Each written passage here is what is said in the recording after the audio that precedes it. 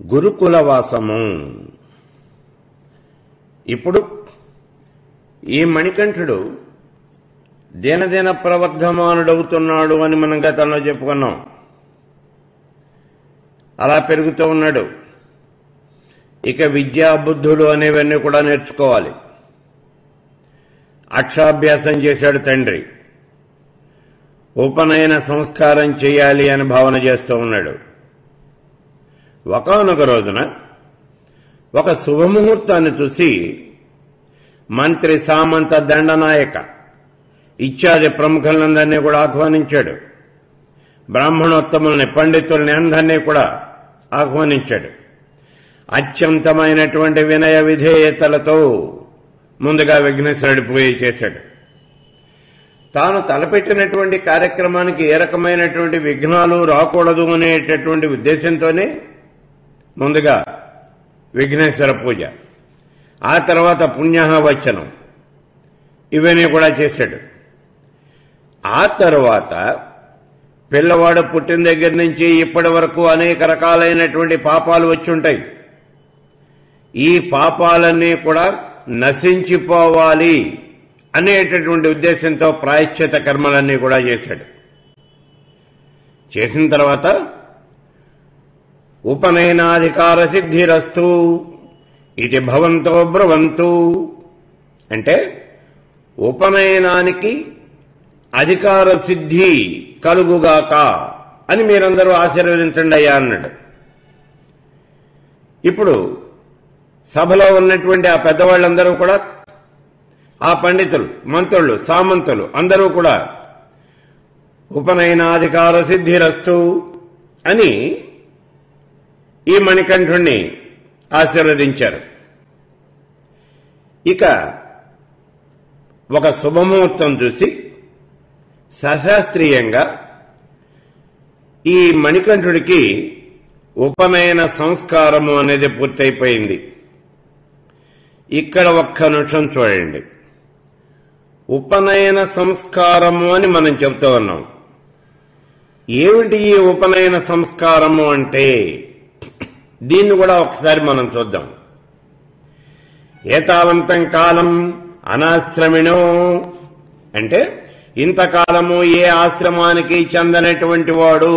ఉపనయనం జరిగే వరకు ఈ బాలుడు ఏ ఆశ్రమానికి చెందడు. అంటే మనకున్నవి 4 ఆశ్రమాలు.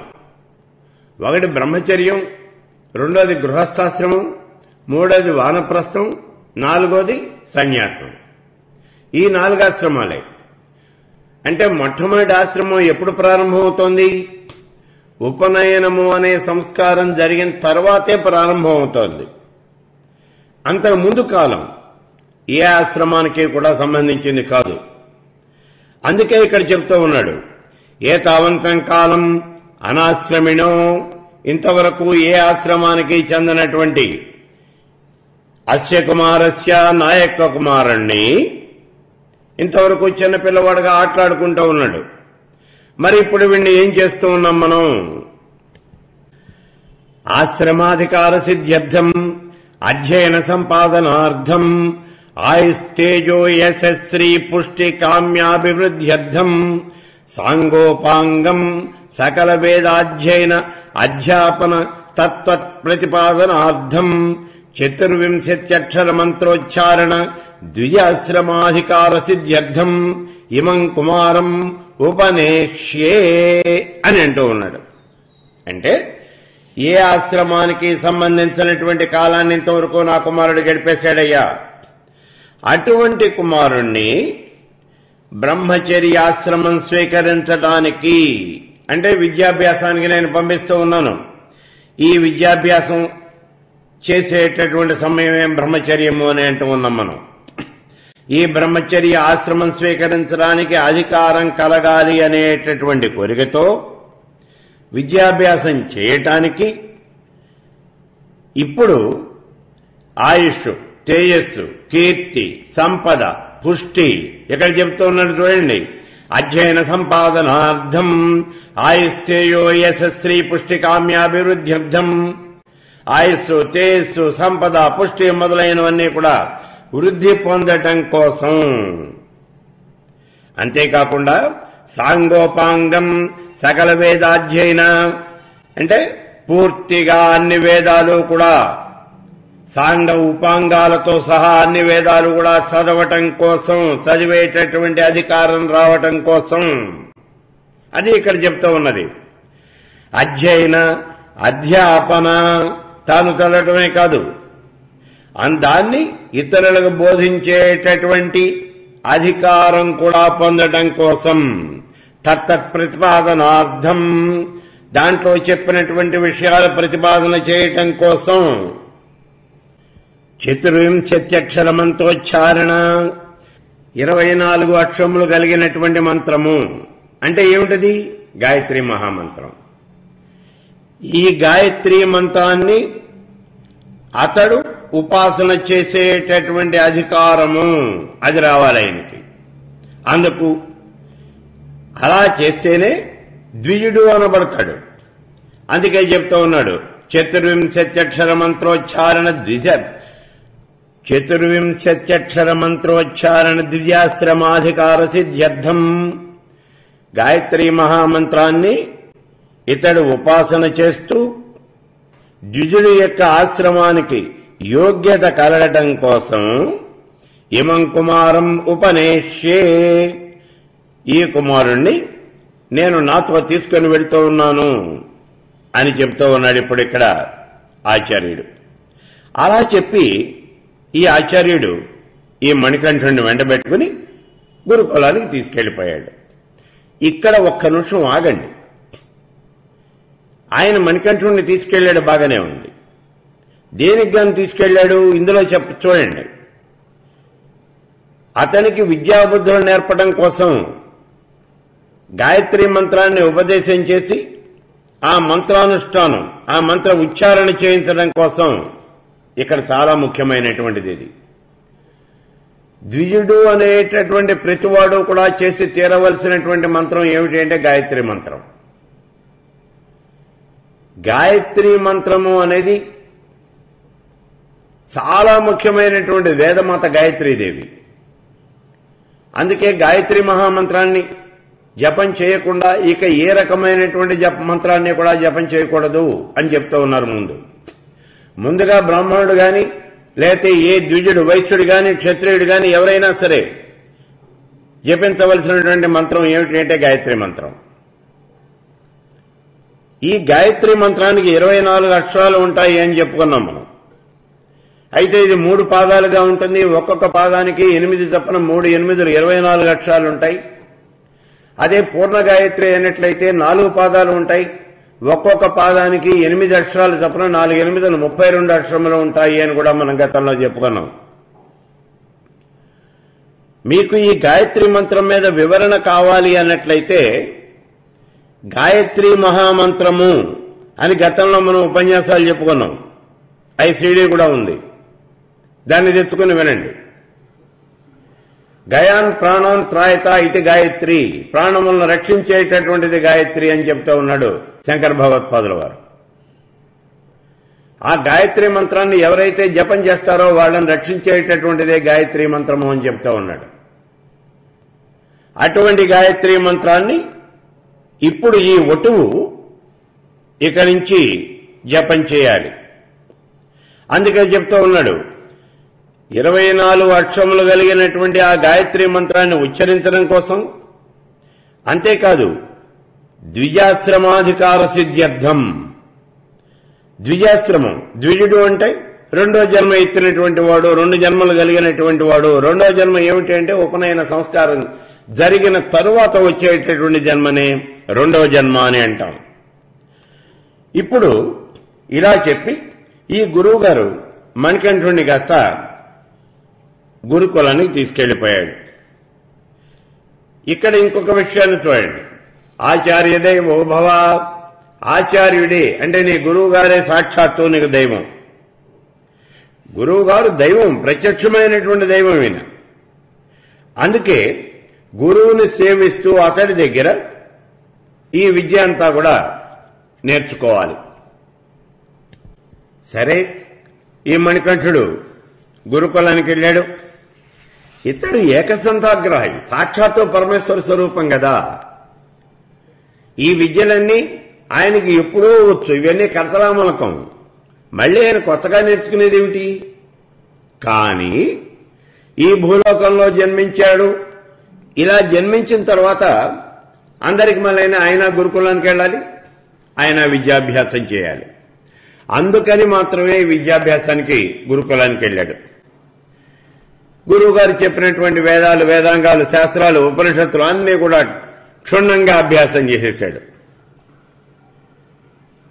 వేద శాస్త్రాలు అన్నీ చదువుకున్నాడు. అంతేకాదు రాజులకు ఉపకరించేటటువంటి విద్యలు కూడా చదువుకున్నాడు. ఎందుకంటే ఇతడు క్షత్రియుడు. రాజోచితమైనటువంటి విద్యలు అన్నీ కూడా విలువిద్య, కత్తిసాము, కర్రసాము, గుర్రపుస్వారీ, మల్ల యుద్ధం, ధనుర్విద్య అన్నింటికన్నా ముఖ్యమైనటువంటిది ఇది. అస్త్రాలు, శస్త్రాలు, ప్రయోగం, ఉపసంహారం ఇవన్నీ కూడా నేర్చుకున్నాడు. మణికంఠుడు ఎప్పుడైతే అసలు ఈ గురుకులంలో కాలు పెట్టాడో గురుకులం యొక్క వాతావరణంలోనే మార్పు వచ్చేసింది. గురువు గారు గ్రహించాడు ఈ విషయం.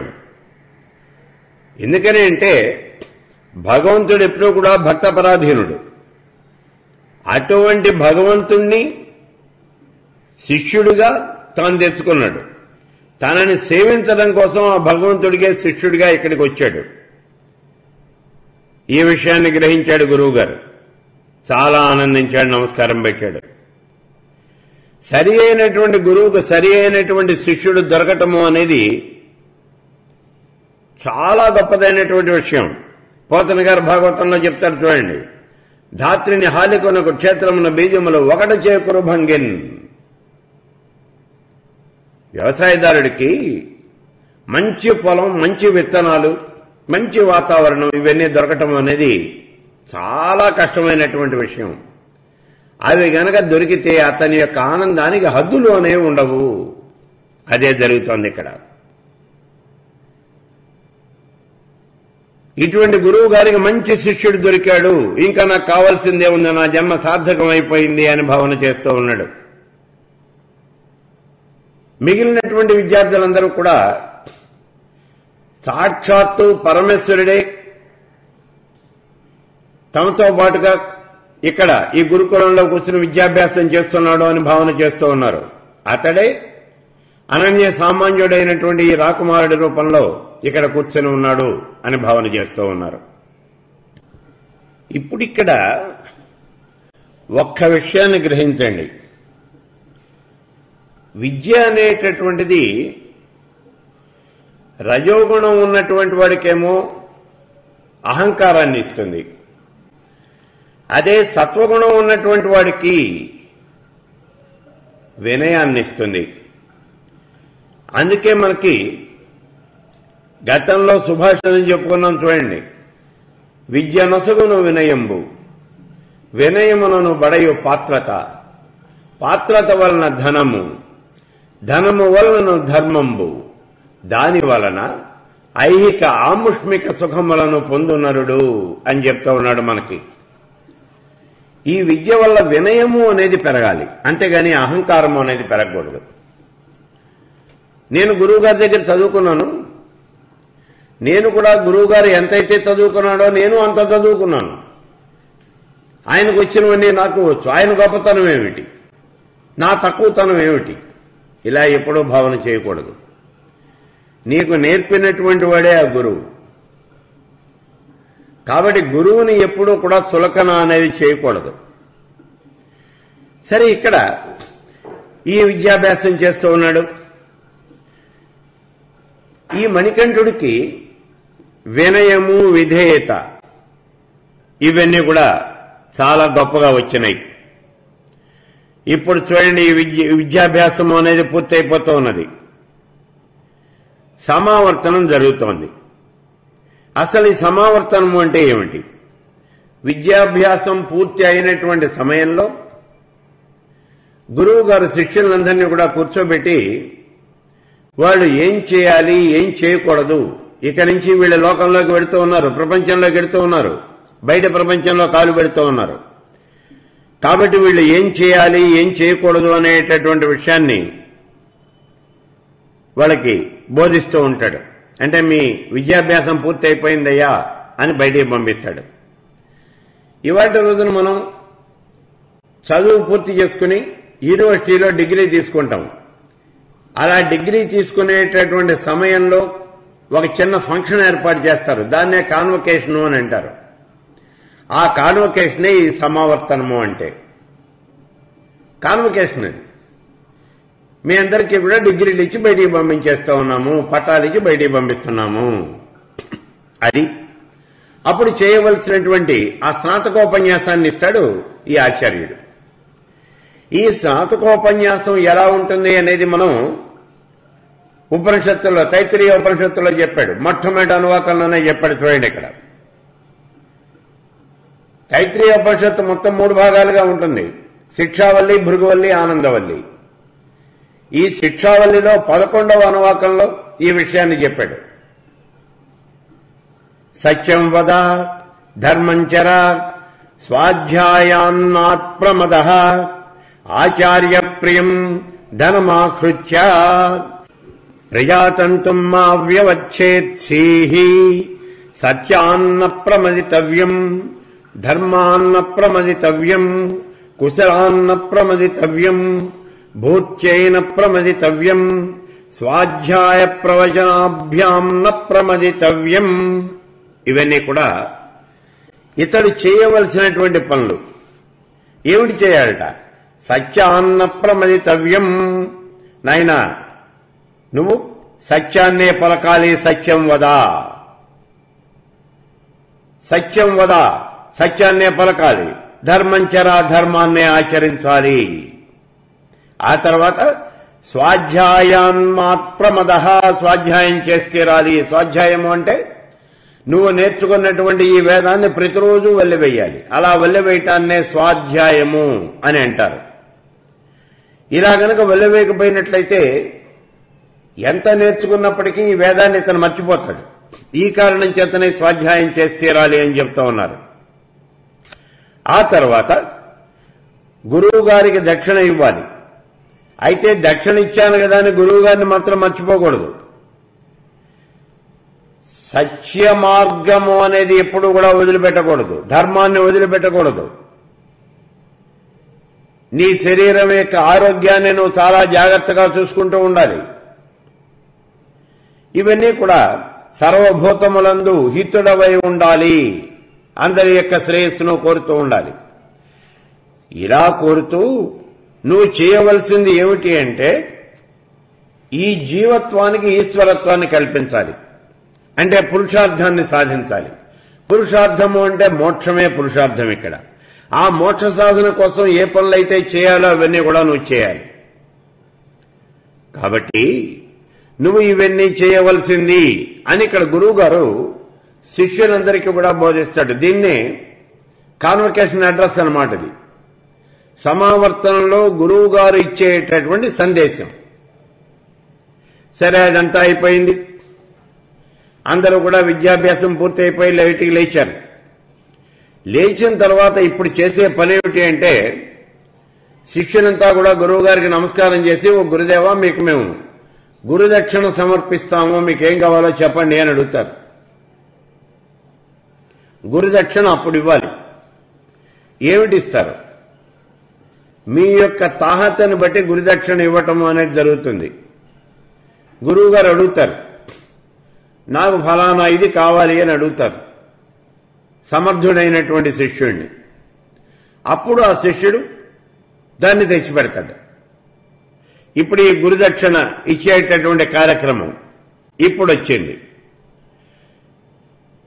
ఈ మణికంఠుడు గురువు గారికి నమస్కారం చేసి, గురుదేవా, మీకేం కావాలో చెప్పండి అన్నాడు. తన కొడుకును చూపించాడు ఈ గురువు గారు.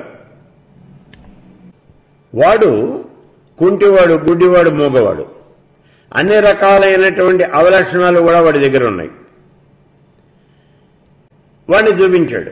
ఇదిగోనయ్యా, వీడి నా కుమారుడు, వీణ్ణి ఆరోగ్యవంతుడిగా చేయవలసింది అన్నాడు. సరే, పరమేశ్వర స్వరూపానికి అడ్డమేమున్నదండి, ఆయన చేయలేనిదేముంది? మణికంఠుడు కేవలము ఆ కుమారుణ్ణి, గురువుగారి యొక్క కుమారుణ్ణి చేత్తో అలా రాచాడు. వాడి శరీరం అంతా కూడా నిమిరాడు. అంతే. వెంటనే వాడి దగ్గర ఉన్నటువంటి చెవిటితనం, గుడ్డితనం, కుండితనం అన్నీ పోయినాయి. అన్ని రకాలైనటువంటి అవలక్షణాలు కూడా ఎగిరిపోయినాయి.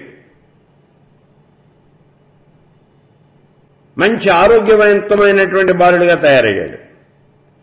అయితే ఈ గురువు గారిని ఈ మణికంఠుడు చిన్న కోరిక మాత్రం కోరాడు. గురుదేవా, నేను ఇలా చేశాను అనే విషయం ఎవరికీ చెప్పద్దు. నేను ఇక్కడ ఉన్నంత వరకు ఈ విషయాన్ని మీరు ఎవరికీ చెప్పద్దు అని ప్రార్థించాడు. అలాగే అన్నాడు ఈ గురువుగారు. ఇప్పుడు ఈ గురుకుల వాసం కాస్త పూర్తయిపోయింది. తిరిగి రాజభవనానికి వెళ్లిపోయాడు ఈ మణికంఠుడు. విద్యాభ్యాసం పూర్తి చేసుకుని వచ్చినటువంటి ఈ కుమారుణ్ణి చూసి చాలా ఆనందించారు ఈ రాజదంపతులు. ఆ రాజ్యంలో ఉన్నటువంటి మిగిలిన ఉద్యోగులు, మంత్రులు, సామంతులు అందరూ కూడా చాలా చాలా ఆనందించారు. ప్రజలంతా కూడా అబ్బురపడిపోయారు. మణికంఠుడు సకల విద్యా పారంగతుడు, విజ్ఞాన ఖని, అపర సరస్వతి, ఇలా అందరూ కూడా భావన చేస్తూ ఉన్నారు. అంత గొప్పవాడైపోయాడు ఈ మణికంఠుడు. ఇలా మణికంఠుడు యొక్క విద్యాభ్యాసము, ఈ గురుకుల వాసము అనేది పూర్తయింది. అయితే గురుకుల వాసంలో, ఈ విద్యాభ్యాసంలో ఏమైనా మళ్ళీ అంతరార్థం అనేది ఉందా? కేవలం కథాపరమేనా? ఎక్కడా కూడా కథాపరం కాదు, మళ్ళీ అంతరార్థం ఉంది. ఇక్కడ కొన్ని సంస్కారాలు ఉన్నాయి. ఏంటివి? అక్షరాభ్యాసం, ఉపనయనం, గురుకుల వాసం, ఇవన్నీ కూడా మనకి ఆచారకాండలో వస్తాయి. ఏమిటి ఇది? కేవలం పదమేనా? కాదు.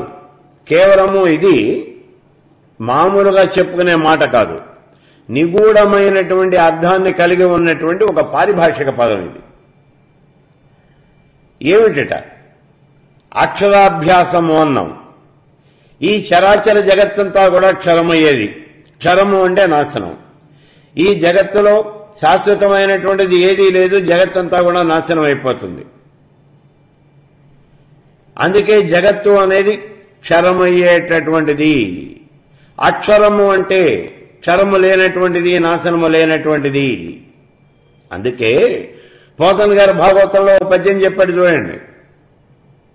ఇక్కడ ఈ పద్యం కూడా ఎందుకు చెప్పాడు అని అంటే, ఇది ఉపనిషత్తు వాక్యం. ఇది బృహదారణ్యకంలో యాజ్ఞవల్క్యుడి దగ్గరికి ఒక రోజున జనక మహారాజు వచ్చి అడుగుతాడు, గురువుగారు, నాకు చిన్న అనుమానం ఉన్నది అన్నాడు. చెప్పవయ్యా అన్నాడు యాజ్ఞవల్క్యుడు. గురువుగారు, ఈ లోకంలో ఉన్నటువంటి ప్రజలంతా కూడా తమ యొక్క కార్యక్రమాలు ఎలా చేసుకుంటారు? సూర్యుడి యొక్క వెలుగులో వీళ్ళంతా కార్యక్రమాలు చేస్తారయ్యా అన్నాడు. సూర్యుడు పగటిపూటే ఉంటాడు, రాత్రిపూట ఉండడు కదా, మరి రాత్రి ఏం చేస్తారు? చంద్రుడి యొక్క కాంతులలో చేసుకుంటారు. సూర్యుడు చంద్రుడు ఇద్దరూ లేకపోతే, అంటే ఇద్దరూ లేనటువంటి కాలం ఒకటి ఉంది, అదే సంధ్యాకాలం. ఈ సంధ్యా సమయంలో ఏం చేస్తారు? దీపపు కాంతులలో, అగ్ని యొక్క కాంతులలో వీళ్ళు తమ యొక్క కార్యక్రమాలని నిర్వర్తించుకుంటారు అని చెప్పాడు. ఇప్పుడు మళ్ళీ అనుమానం, సూర్యుడు చంద్రుడు అగ్ని ముగ్గురు గనక లేకపోయినట్లయితే, ఈ ముగ్గురు లేరు అసలు, మరి ఇప్పుడు ఎలా చేస్తారు ఈ కార్యక్రమాలు అని అడిగాడు. వాక్కు చేత, అంటే అవతల ఉన్నవాడు నాకు ఇది కావాలి అని అడుగుతాడు, యువతలో ఉన్నవాడు ఆ పని చేస్తాడు అన్నాడు. అలా కాదు గురువు గారు, సూర్యుడు లేడు, చంద్రుడు లేడు, అగ్ని లేదు, వాక్కు లేదు, ఇప్పుడేం చేస్తారు? పరమేశ్వర స్వరూపం నుంచి వచ్చేటటువంటి కాంతులున్నాయ్యా, ఆ కాంతులతో ఈ చరాచర జగత్తంతా కూడా ప్రవర్తిల్లుతుంది అని చెప్పాడు అక్కడే యాజ్ఞవల్క్యుడు. అదే మాటని పోతన గారు ఒక చిన్న పద్యంలో రాశాడు. లోకంబులు, లోకేశులు, లోకస్తులు వీళ్ళందరూ కూడా నశించిన తర్వాత పెంజీకడి కవ్వర ఎవడు వెలిగడు ఏకాకృతి తోడా, చీకట్లన్నీ చీల్చుకుని పరమమైనటువంటి కాంతులు ప్రసరింపజేస్తూ ఉన్నటువంటి ఆ పరమేశ్వర స్వరూపం ఏదైతే ఉన్నదో అతనిని నే భజింతున్, ఆ పరమేశ్వరుణ్ణి నేను భజిస్తాను, అతనికే నేను నమస్కారం చేస్తాను అంటాడు గజేంద్ర మోక్షంలో గజేంద్రుడు. ఇలా ఈ పరమేశ్వర స్వరూపం అన్నమాట ఇది. అందుకని ఈ క్షరము అంటేనేమో నాశనం ఉన్నటువంటిది, అక్షరము అంటే నాశనం లేనటువంటిది. ఈ పరమేశ్వర స్వరూపానికి ఎక్కడా కూడా నాశనము అనేది లేదు. అది అమృతత్వం, ఇది పరమేశ్వర స్వరూపం. అందుకని అక్షర స్వరూపుడైనటువంటి ఆ పరమేశ్వరుని ముందుగా మనం తెలుసుకోవాలి, ఆ పరమేశ్వర తత్వాన్ని మనం చేరాలి. అదేగా మోక్షం పొందటం అంటే. అందుకే ఇలా చేరాలి అంటే ఇదేదో రైలు, బస్సో లేకపోతే విమానం ఎక్కి అక్కడి దాకా వెళ్ళిపోయేటటువంటి ప్రయాణం కాదు. ఇది కేవలము అభ్యాసం చేత నువ్వు ప్రయత్నం మీదనే అక్కడికి చేరాలి. మరి ప్రయత్నము అనేది ఒక రోజుతో పూర్తయ్యేది కాదు. కొన్ని సంవత్సరాల పాటు, ఒక్కొక్కసారి కొన్ని జీవితాల పాటు పడుతుంది. ప్రయత్నము అనేది సామాన్యమైంది కాదు. అందుకే దీనికి నిరంతరమైనటువంటి సాధన కావాలి. దీన్నే అభ్యాసము అని అంటారు. ఈ అక్షర పురుషుణ్ణి, నాశనం లేనటువంటి వాణ్ణి, ఆ పరమేశ్వర స్వరూపాన్ని చేరుకోవటానికి నిరంతరము ఈ సాధకుడు చేసేటటువంటి అభ్యాసాన్నే అక్షరాభ్యాసము అని అంటారు. ఆ పరమేశ్వరుడు ఎక్కడున్నాడు అంటే ఓమిచ్చేకాక్షరం బ్రహ్మ, ఓంకారము అనేటటువంటిదే పరబ్రహ్మ స్వరూపము అని చెప్తూ ఉన్నాం చూడండి. అందుకే అంటున్నాడు ఈ ఓంకారాన్ని నిత్యం ధ్యాయంతి యోగినః కామదం మోక్షదం తస్మై ఓంకారాయ నమో నమః. ఈ ఓంకారము అనేది పరమేశ్వర స్వరూపము. దీన్ని సాధకుడు ప్రతి నిత్యము కూడా ధ్యానం చేస్తూ ఉండాలి. ధ్యానం చేస్తే ఏ ఫలితం కలుగుతుంది అంటే కామదం మోక్షదం తస్మై, నీకు లౌకికంలో కావలసినటువంటి కోరికలు తీరుతాయి, అంతేకాదు మోక్షం కూడా వస్తుంది అని చెప్తా ఉన్నాడు. మరణానంతరం మోక్షం వస్తుంది. అటువంటి ఓంకారానికి నేను నమస్కారం చేస్తూ ఉన్నాను. ఆ ఓంకారాన్ని ప్రతినిత్యము కూడా ధ్యానం చేస్తూ ఉన్నాను అని చెప్తున్నాడు. ఓంకారమే పరమేశ్వర స్వరూపం. అందుకే ఇక్కడ మంత్రాల్లో కూడా మనకి చూడండి, ఓంకారంతో కలిసి ఉన్నటువంటి మంత్రాలు మాత్రమే మోక్షాన్ని ఇస్తాయి అని చెప్తూ ఉన్నాడు. అవే వైదిక మంత్రాలు అనబడతాయి. మంత్రశాస్త్రంలో ఈ విషయాలు చెప్పబడుతూ ఉన్నాయి. వైదిక ప్రణవైర్యుత ప్రణవేన విహీనంతో తాంత్రికాయ పరికీర్తిత అని చెప్తూ ఉన్నాడు. ప్రణవం గనక కలిసి ఉన్నట్లయితేనే అవి వైదిక మంత్రాలు అనబడతాయి. ఓంకారం లేకపోతే ఆ మంత్రం తాంత్రికమైనటువంటి మంత్రం అనబడుతుంది. అంత ప్రాముఖ్యత ఉన్నది ఈ ఓంకారానికి. అసలు ఓంకారము అంటే ఏమిటి? అకార ఉకార మకారములతో ఈ మూడింటితోనూ ఏర్పడినటువంటిదే ఓంకారము. అకార ఉకార మకారాలు, అకారము ఉకారము రెండు అచ్చులు, మకారము అనేది హల్లు. ఆ నుంచి క్ష వరకు ఉన్నటువంటి సమన్వయం, వర్ణ సమన్వయం, దీన్నే అక్షర సమన్వయము అని అంటారు. అక్షరము అంటే ఏమిటి? నాశనము లేనటువంటిది అని గతంలో చెప్పుకున్నాం మనం. దీన్ని నిజంగా చెప్పాలి అంటే మనం వర్ణము అని అనాలి, కానీ అక్షరము అంటాం. నాశనము లేనటువంటిది. మనం పలికేటటువంటి ఈ అక్షరానికి నాశనము అనేది ఉండదు. అది నాశనం కాదు. మీకు అనుమానం వస్తుంది, మరి నోట్లో నుంచి బయటకు వచ్చిన తర్వాత అది నాశనం అయిపోతుంది కదా. అది నాశనం కాదు. గతంలో దీని మీద మనం ఉపన్యాసం చెప్పుకున్నాం. అక్షరం ఎందుకని నాశనం కాదు అంటే భూత భవిష్యత్ వర్తమానాలలో ఇది తిరుగుతూ ఉంటుంది. మనం పలికినటువంటి అక్షరము అనేది బయటికి వెళ్ళిపోతుంది, అంటే భూతకాలంలోకి వెళ్ళిపోతుంది. ఆ తర్వాత భవిష్యత్తులోకి వస్తుంది, ఆ తర్వాత మళ్ళీ వర్తమానంలోకి వస్తుంది. మళ్ళీ కావాలి అనుకున్నప్పుడు అదే అక్షరాన్ని నువ్వు పలకగలుగుతావు. అందుకే ఇక్కడ అక్షరము అనేది క్షరము లేనటువంటిది, నాశనము లేనటువంటిది. ఈ అక్షరాన్ని ఇక్కడ ఉపదేశిస్తూ ఉన్నాడు. నాశనము లేనటువంటి దాన్ని ఉపదేశిస్తూ ఉన్నాడు. అదే పరమేశ్వర స్వరూపం, పరమేశ్వర తత్వం, దాన్ని ఉపదేశిస్తూ ఉన్నాడు ఇక్కడ గురువు గారు. సామాన్యంగా మనం చేసేది ఏమిటి అంటే ఓం నమ శివాయ అనేటటువంటి ఈ పంచాక్షరి మహామంత్రంతోనే అక్షరాభ్యాసం అనేది ప్రారంభం చేస్తాం. ఆ తర్వాత ఈ అక్షరాలని కూడా మనం నేర్చుకుంటాం. కేవలము మనం ఈ నేర్చుకోవడం కాదు, మాతృకా సిద్ధి అనేది కావాలి. ప్రతి అక్షరము కూడా ఒక శక్తి, ప్రతి అక్షరానికి కూడా కొంత శక్తి ఉన్నది అని చెప్తూ ఉన్నాడు. మాతృకా హృదయము అనేది ఒక గ్రంథం ఉంది. దాంట్లో ఏ అక్షరం ఎంతవరకు ప్రయాణం చేస్తుంది, దాని శక్తి ఎంత అనేటటువంటి విషయాలన్నీ కూడా చెప్పబడ్డాయి. ఆ మాతృకా సిద్ధి అనేది పొందాలి. సరే, ఇప్పుడు ఈ అక్షరాభ్యాసం చేసిన తర్వాత పరమాత్మ దర్శనం చేసుకోవాలి అని అనుకున్నాడు. పరమాత్మ దర్శనం చేసుకోవాలి అంటే ఎట్లా? చర్మచక్షువులతో పరమాత్మని దర్శించటం అనేది కుదరదు. ఎందుకనంటే ఇవి లౌకికమైనటువంటి చక్షువులు. దేనికోసం నిర్దేశించబడినటువంటి పదార్థం దానికోసమే ఉపయోగిస్తుంది. ఆహారము అనేది నోటితోనే తీసుకోవాలి అంతే. శరీరంలో ఇతరత్ర ఇంకేవో రంధ్రాలు ఉన్నాయి కదా అని వాటి నుంచి ఆహారం తీసుకోలేము మనం. ఇక్కడ ఈ అక్షరము అనేటటువంటిది పరమేశ్వర స్వరూపము అన్నాం. పరమేశ్వర స్వరూపము అనేది అలౌకికమైనటువంటిది, ఇది లౌకికం కాదు. లౌకికమైనటువంటి పదార్థాలని లౌకికమైనటువంటి నీ కళ్ళతో, నీ చక్షువులతో నువ్వు చూడగలుగుతావు.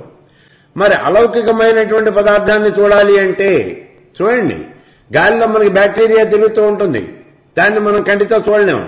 దాన్ని చూడాలి అంటే మైక్రోస్కోప్ కావాలి. ఒక్కొక్కసారి ఇంకా శక్తి కలిగినటువంటి కాంపౌండ్ మైక్రోస్కోప్ కావాలి, ఇంకా పెద్ద పరికరం కావాలి. అట్లా మనకు కావాల్సి వస్తుంది. అలాగే ఇక్కడ కూడా అలౌకికమైనటువంటి నేత్రాలు కావాలి, దివ్య చక్షువులు అని అంటారు దాన్నే. అందుకే భగవానుడు గీతలో విశ్వరూపాన్ని చూపించి తన విశ్వరూపం చూడటం కోసమని అర్జునుడికి దివ్యమైనటువంటి చక్షువులు ప్రసాదించాడు. అంతేకాదు, భగవానుడు ఎప్పుడు విశ్వరూపం చూపించినప్పటికీ ఆ విశ్వరూపాన్ని దర్శించడానికి అక్కడ ఉన్న వాళ్ళందరికీ కూడా అర్హులైనటువంటి వాళ్ళకి దివ్య చక్షువులు ఇచ్చాడు అని చెప్తూ ఉంటాడు మనకి. కారణం ఇదే. అలౌకికమైనటువంటి రూపాన్ని చూడాలి అంటే అలౌకికమైనటువంటి నేత్రాలే కావాలి నీకు. మరి ఆ పరమాత్మను చూడాలి అంటే ఎట్లా? దానికోసమే ఈ ఉపనయనం చేసుకోవాలి. ఉపనయనం చేసుకుని గాయత్రి మంత్రాన్ని జపం చేసి ఆ తర్వాత మనం పరమాత్మ సాక్షాత్కారం పొందాలి. యజ్ఞోపవిత ధారణ అనేది జరగాలి. ఇదంతా కూడా ఈ కర్మానుష్ఠానానికి మొట్టమొదటి మెట్టు. ఇక చిత్తశుద్ధి కలిగినటువంటి వాడు బ్రహ్మ విద్య నేర్చుకోవాలి అంటే ఎవరు నేర్చుకోవాలి? చిత్తశుద్ధి ఉన్నటువంటి వాడు మాత్రమే బ్రహ్మ విద్య నేర్చుకోవాలి, అంతేగాని మిగిలిన వాళ్ళకి చెప్పకూడదు అసలు. ఒకసారి దేవేంద్రుడు బ్రహ్మ విద్య నేర్చుకోవాలి అని అనిపించింది ఆయనకి. దధ్యుడు అనేటటువంటి మహర్షి దగ్గరికి వచ్చాడు. ఈ దధ్యుడు బ్రహ్మ విద్యలో నిష్ణాతుడు అని ఆ రోజుల్లో చాలా గొప్ప పేరున్నటువంటి వాడు. ఆయన దగ్గరికి వచ్చాడు. దేవేంద్రుడంతటి వాడు తన దగ్గరికి వచ్చాడు కదా అని చెప్పేసి ఈ దధ్యుడు ఆశ్రమంలో నుంచి లేచి వెళ్లి ఆయనకి స్వాగత సత్కారాలని చెప్పి తీసుకొచ్చి కూర్చోబెట్టాడు. ఏం కావాలయ్యా అని అడిగాడు. నువ్వు ఇస్తాను అని మాట ఇస్తే నేను అడుగుతాను అన్నాడు ఈ ఇంద్రుడు. సరే, దేవేంద్రుడు అంతటి వాడు అడుగుతూ ఉంటే ఏం కాదంటామని అలాగే ఇస్తాను అన్నాడు ఈ దధ్యుడు. ఇప్పుడు చెప్పాడు, నాకు బ్రహ్మ విద్య నేర్చుకోవాలనుంది, నువ్వు బ్రహ్మ విద్య చెప్పు అన్నాడు. సంకట పరిస్థితి ఏర్పడింది ఇప్పుడు ఈ మహర్షికి. ఏం చెప్పాలి? దేవేంద్రుడు నిత్యము అప్సరాంగనలతో సరస సల్లాపాల్లో తేలియాడుతూ ఉండేటటువంటి వాడు. బ్రహ్మ విద్య అనేది అన్నింటినీ వదిలేసినటువంటి వాళ్ళకి, అన్ని త్యాగం చేసినటువంటి వాళ్ళకి మాత్రమే వంటబట్టేది బ్రహ్మ విద్య. మరి దీనికి దానికి పొత్తేట కుదురుతుంది? ఏమయ్యా మహర్షి, ఏమిటి ఆలోచిస్తున్నావు? నాకు చెబుతానని మాట ఇచ్చావు, చెబుతావా లేదా అన్నాడు. ఏం చేస్తాడు ఈ మహర్షి? చెప్పకపోతే అసత్య దోషం, చెబితే అపాత్ర దోషం. ఏం చేయాలి? సరే అట్లాగే చెప్తాను రా అన్నాడు. మర్నాడు శిష్యులందరితోనూ కలిసి వచ్చాడు ఈ దేవేంద్రుడు. కూర్చున్నాడు. కూర్చున్న తర్వాత ఇప్పుడు ఈ గురువు గారు చెప్పడం మొదలుపెట్టాడు. దర్జ మహర్షి, ఈ చరాచర జగత్తంతా కూడా అశాశ్వతమైనటువంటిది. ఇక్కడ ఏమీ లేదు. రాజ్యాలు లేవు, రాజులు లేరు, ధనం లేదు, ధాన్యం లేదు, ఏమీ లేదు, సిరి సంపదలు భోగభాగ్యాలు ఏమీ లేవు బొమ్మన్నాడు. ఈ ఇంద్రుడికి కోపం వచ్చింది. వెంటనే లేచాడు. ఏమయ్యా, నన్ను అవమానిస్తూ ఉన్నావు గురువు గారు అన్నాడు. ఏంటి అవమానించాను? ఏమీ లేవు అని చెబుతున్నావేంటి నువ్వు? ఏం లేవయ్యా ఇక్కడ? ఏం లేవు. రాజ్యం లేదా? నాకు రాజ్యం లేదు, నా అప్సరాంగం లేరు, నా భోగాలు భాగ్యాలు ఇవన్నీ లేవు. అయినప్పటికీ ఇవేమీ లేవు అని చెబుతూ ఉన్నావు, కేవలం నన్ను అవమానిస్తూ ఉన్నావు. ఇటువంటి బ్రహ్మ విద్యని ఇంకెవరికైనా గనక నువ్వు చెప్పినట్టు నాకు తెలిసింది అంటే వజ్రాయుధంతో నీ తలకాయ కాస్త నరికి వదలబారేస్తాను అని చెప్పి అక్కడి నుంచి వెళ్ళిపోయాడు. కాబట్టి ఇక్కడ చూడండి, అడిగిన ప్రతివాడికి ఈ బ్రహ్మ విద్య అని చెప్పకూడదు. అసలు బ్రహ్మ విద్య కాదు, ఏ విద్య చెప్పకూడదు. ఏదో వాడు మన దగ్గరికి వచ్చేసాడు, మనకు కావాల్సిన డబ్బులు ఇచ్చేశాడు కాబట్టి మనం వాడికి చదువు చెప్పేద్దాము అనేటటువంటి ఈ పంథా అనేది ఉండకూడదు. కావలసినటువంటి వాడికి మాత్రమే చదువు చెప్పాలి, అర్హుడైనటువంటి వాడికి మాత్రమే చదువు చెప్పాలి. ముందు వాడు విద్యాభ్యాసం చేయడానికి తగినటువంటి అర్హత అనేది సంపాదించాలి, లేకపోతే అపాత్రదానం అవుతుంది. అందుకే చెప్పాడు, నదేయం పరశిష్యేభ్యో నాస్తికేభ్యో నచేశ్వరి నశుశ్రూషా లసానంచ నయమానర్థ ప్రదాయన. విద్య ఎవరికి చెప్పాలి అనే విషయాన్ని అక్కడ చెప్తాడు ఈశ్వరుడు పార్వతీదేవితో. ఇతరుల యొక్క శిష్యులకు చెప్పొద్దు, దీని మీద నమ్మకం లేనటువంటి వాళ్ళకి చెప్పొద్దు, నిన్ను గురువుగా అంగీకరించి నీకు శుశ్రూష చేయనటువంటి వాళ్ళకి ఈ విద్యని చెప్పొద్దు అని చెప్తాడు మంత్రశాస్త్రంలో. కాబట్టి అర్హుడైనటువంటి వాడికి మాత్రమే ఈ బ్రహ్మ విద్య అని చెప్పాలి. మిగిలిన వాళ్ళకి ఎవరికి కూడా ఈ బ్రహ్మ విద్య అనేది చెప్పకూడదు. ఈ బ్రహ్మ విద్య ఎలాంటిది అంటే గురువు తాను ఆచరిస్తూ శిష్యులందరికీ కూడా బోధించాలి. కేవలం ఉపన్యాసాలు చెప్పినంత మాత్రం చేత, విషయ పరిజ్ఞానం విన్నంత మాత్రం చేత నీకు బ్రహ్మ విద్య అనేది తెలియదు. అది మనసా వాచా కర్మణ అనుభవంలోకి రావాలి. బ్రహ్మ విద్య తెలుసుకోవాలి అంటే ముందుగా నువ్వు చేయవలసిన సాధన అనేది చాలా ఉంది. ఏం చేయాలి? సాధన చతుష్టయము అని గతంలో మనం చెప్పుకున్నాం చూడండి, మొట్టమొదటిలో చెప్పుకుంటాం. అందులో మొట్టమొదటిగా చెప్పింది ఇంద్రియ నిగ్రహం, శమదమాదులు. అంతరింద్రియాలు బాహ్యేంద్రియాలు ఈ రెండు కూడా నువ్వు పూర్తిగా నిగ్రహించాలి. ఈ ఇంద్రియ నిగ్రహం రావాలి అంటే నువ్వు ఇంట్లో కూర్చుంటే రాదు, గురువు గారి దగ్గరికి వెళ్ళాలి. ఆ ఇంద్రియ నిగ్రహం ఉన్నటువంటి గురువు గారి దగ్గరికి వెడితే ఆయన్ని చూసైనా కొంతవరకు నేర్చుకుంటావు నువ్వు. ఇలా ఈ విద్యాభ్యాసం అనేది చేయాలి. సరే, గురువు ఏం చేస్తాడు ఇప్పుడు? గురు బ్రహ్మ, గురు విష్ణు, గురుదేవో మహేశ్వర, గురు సాక్షాత్ పరబ్రహ్మ తస్మై శ్రీ గురవే నమః. శిష్యుడి యొక్క హృదయంలో మోక్షము అనేటటువంటి బీజాన్ని నాటేటటువంటి వాడు అతడే బ్రహ్మ. బ్రహ్మ అంటే సృష్టికర్త. ఈ మోక్షము అనే బీజాన్ని నాటేవాడు అతడు గురువు అంటే. అందుకే గురు బ్రహ్మ. విష్ణువు పోషకుడు. ఏం పోషిస్తాడు ఇక్కడ? ఇందాక బ్రహ్మగారు నాటినటువంటి ఈ మోక్షము అనేటటువంటి ఈ వృక్షానికి నీళ్లు పోసి దాన్ని క్రమేణా పెంచుకుంటూ వస్తాడు. అందుకే గురు విష్ణు, గురువు విష్ణుతో సమానం. మరి గురుదేవో మహేశ్వర, ఈశ్వరుడు లయకారకుడు, నాశనం చేస్తాడు. గురువు గారేం నాశనం చేస్తాడు? శిష్యుల్లో ఉన్నటువంటి అవలక్షణాలు, అజ్ఞానము వీటన్నింటినీ కూడా నాశనం చేస్తాడు. అలా నాశనం చేసి గురు సాక్షాత్ పరబ్రహ్మ మోక్ష మార్గాన్ని చూపుతాడు.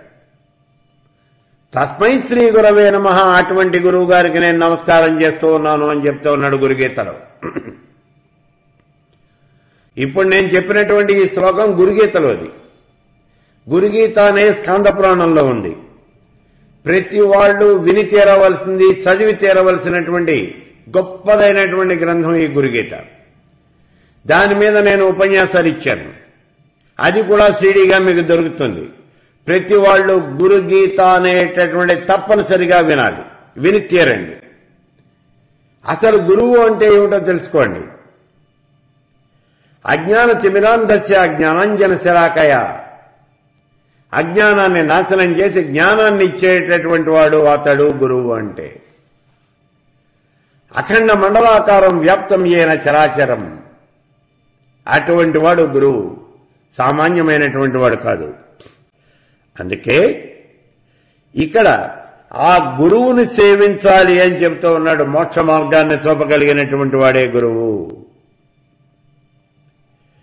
ఇక్కడ క్షేత్రము, క్షేత్రజ్ఞుడు, ఈ రెండింటిని గురించి పూర్తిగా తెలుసుకున్నటువంటి వాడే గురువు. శాస్త్ర పరిజ్ఞానాన్ని అనుభవంలో మేళవించి అనుభవంలోకి తెచ్చుకోవాలి. ఇందాకే చెప్పుకున్నాం మనం. కేవలం శాస్త్ర పరిజ్ఞానం ఉన్నది అంటే సరిపోదు. మనస వాచ కర్మణ అనుభవంలోకి రావాలది. అలా అనుభవంలోకి తెచ్చుకున్నటువంటి వాడే గురువు. ఒకవేళ ఇది అనుభవంలోకి రాకపోయినట్లయితే నాకు తెలుసు అనే అహంకారమే మిగులుతుంది నీకు. ఇక ఇప్పుడు ఈ బ్రహ్మ విద్యని అభ్యాసం చేసేటప్పుడు కొంతవరకు దీన్ని చదువుకున్న తర్వాత మిథ్యాజ్ఞానం అనేది కలుగుతుంది. నాకన్నీ తెలిసిలేపోవయ్యా, ఒక రకమైనటువంటి అహంభావము అనేది ఏర్పడుతుంది. ఈ సమయంలోనే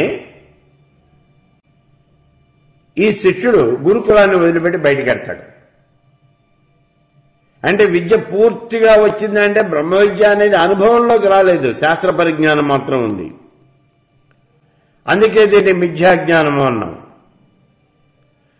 ఇటువంటి సమయంలో అతను ఏం చేయాలి అంటే ఇక్కడ చెప్తూ ఉన్నాడు, గురువు ఎలా అయితే చెప్పాడో అలాగే మనం నడుచుకోవాలి. మనస్సులో ఆ పరబ్రహ్మ స్వరూపాన్నే మనం ధ్యానం చేస్తూ ఉండాలి. ఇందులో మనం నిష్ణాతులము అని తెలిసే వరకు ఎవరితోనూ కూడా వాదానికి వెళ్ళకూడదు. అసలు సాధ్యమైనంత వరకు వాదానికి వెళ్ళకూడదు. వాదానికి వెళ్ళటం అనేది రజోగుణం యొక్క లక్షణం అది. కాబట్టి ఎప్పుడూ వాదానికి వెళ్ళకూడదు.